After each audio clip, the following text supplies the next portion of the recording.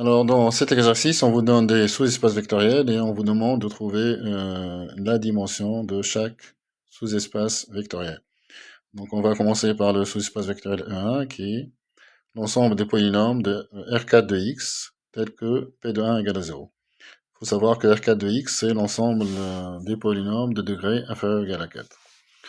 Ensuite, on va s'intéresser à l'ensemble des fonctions de dérivée seconde nulle. Enfin, on va regarder le sous-espace vectoriel de l'ensemble des solutions de l'équation y' plus 4y égale 0.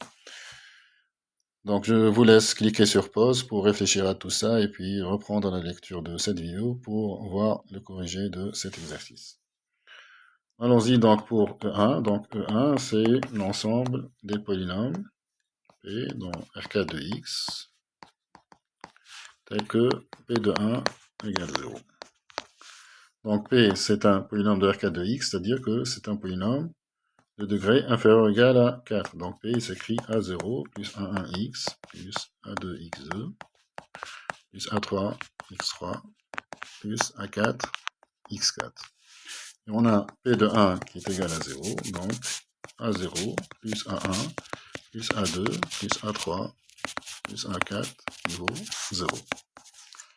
Et donc, j'ai A0, par exemple, qui est égal à moins A1, moins A2, moins A3, moins A4. Donc, si je reviens à l'expression de P, donc P, c'est A0, mais A0, c'est tout ça, donc c'est moins A1, moins A2, moins A3, moins A4, plus A1x, plus A2x2, plus A3x3, plus A4, x4. Donc là, je vais pouvoir mettre A1 en facteur, A2 en facteur, etc. Donc ça me fait A1 facteur de x moins 1, plus A2 facteur de x2 moins 1, plus A3 facteur de x3 moins 1, plus A4 facteur de x4 moins 1. Donc vous voyez que les polynômes qui sont là engendrent l'espace E1, c'est-à-dire chaque élément de E1, chaque polynôme de E1 s'exprime en fonction de ces polynômes-là. Donc E1, c'est égal à vectoriel x moins 1, x carré moins 1, x3 moins 1 et x4 moins 1. Donc cette famille, la famille qui est là, elle engendre 1, c'est une famille génératrice de 1. En plus, elle est libre. Pourquoi elle est libre? Parce que, donc si j'appelle B cette famille, donc B génératrice de 1, elle est génératrice de 1, et elle est libre. Pourquoi elle est libre? Donc parce que si je considère A, B, C et D dans R, tel que A fois x moins 1, plus B fois x carré moins 1, plus C fois x3 moins 1, plus D fois x4 moins 1, si je suppose que tout ça c'est égal à 0, ça entraîne forcément que A, B, C et D sont tous nuls. Pourquoi est-ce que ceci est vrai? Parce que si je raisonne en dimension 4, en degré 4, pardon, en degré 4, je n'ai que dx4. Donc ça, je dis que ça c'est dx4. Ensuite, je n'ai que d puissance inférieure ou égale à 3. Donc je dirais plus q avec le degré de q qui est inférieur à 3. Et donc, tout ça, c'est égal à 0. Ça entraîne que le coefficient de x4 est égal à 0. Donc, ça entraîne que d est égal à 0. Si d est égal à 0, je raisonne après sur le degré 3. Et j'aurai, ensuite, donc j'aurai que le fait que c égale b égale a égale 0. Donc, j'aurai de même,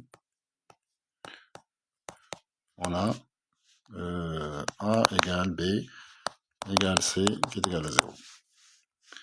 Voilà, donc cette famille, la famille B, est à la fois libre et génératrice de 1, donc c'est une base de 1. Donc B est libre Elle est déjà génératrice, donc B est une base de E1. Et donc la dimension de E1, c'est égal à 4. Voilà donc pour ce premier sous-espace vectoriel. Au deuxième sous-espace vectoriel, donc c'est le sous-espace vectoriel E2 des fonctions f de R dans R, tel que f seconde est égal à 0. Mais si f seconde est égal à 0, ça veut dire que f' est une constante, c'est-à-dire que f' de x est égal à une constante c, quel que soit x dans R. Ce qui implique que, avec ça, on peut connaître f, donc f de x, c'est égal à cx plus d, quel que soit x dans R. Donc, une fonction f appartient à E2, si seulement si f est de la forme où f de x est égal à cx plus d, quel que soit x dans R. Donc, vous voyez que f est engendré par deux fonctions. La fonction f de x égale à x et la fonction f de x égale 1.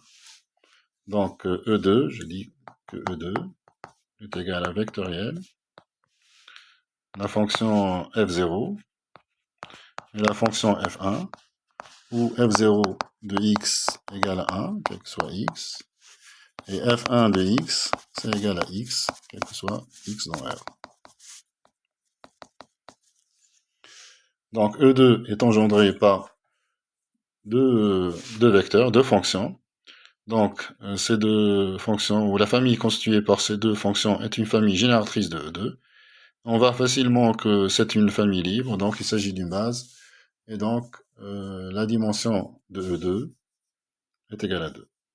Donc je dirais que F0,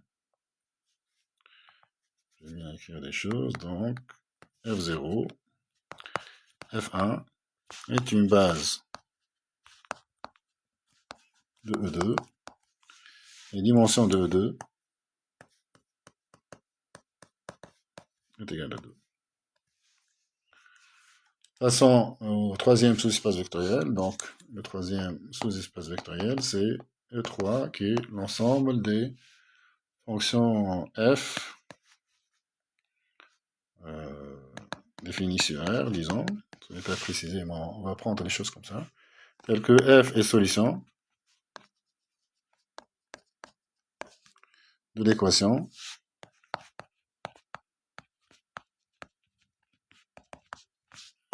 y' moins plus 4y égale 0. Donc, quelles sont les solutions de cette équation? Donc, je sais que f est solution. Je vais appeler E cette équation différentielle. Donc, f est solution de E. Si seulement si f de x est égal à c. On sait résoudre ces équations différentielles. Donc, f est solution de E. Si seulement si f de x est égal à c exponentielle moins 4x. Et donc là, vous avez une famille qui engendre l'ensemble des solutions. C'est la fonction f de x égale exponentielle moins 4x. Donc E3 c'est égal à vectoriel. La fonction, c'est une seule fonction, que je noterai f, où f de x égale exponentielle moins 4x, quel que soit x dans R. Donc E3 est engendré par un seul élément, par une seule fonction, et donc ceci veut dire que la dimension de E3 est égale à 1. Là, je ne vérifie pas que cette famille, la famille est constituée par une seule fonction, est libre, parce que quand vous avez une famille avec un seul vecteur, il suffit de voir que ce vecteur est non nul pour pouvoir dire que cette famille est libre. Voilà donc pour cet exercice, j'espère qu'il vous sera utile. N'oubliez pas s'il vous plaît de liker cette vidéo et de vous abonner à notre chaîne. À bientôt.